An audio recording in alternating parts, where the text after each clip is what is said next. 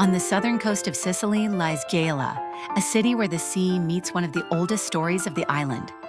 From above, Gela stretches along a long coastline where the Mediterranean shapes both the land and the life of the city. The wide beaches, the open horizon, and the constant presence of the sea define its identity.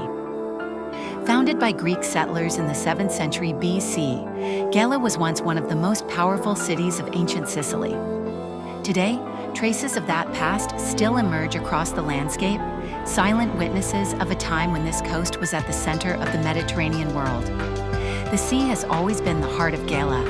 Fishing boats, waves, and wind continue to shape daily life, creating a deep connection between the city and its shore.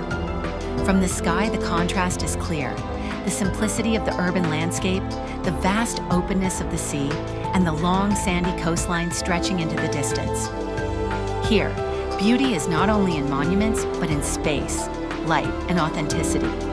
As the sun sets over the Mediterranean, the sky turns warm and the sea reflects every color, transforming the coast into a quiet, endless horizon. Gela, where ancient history meets the raw and powerful spirit of the sea.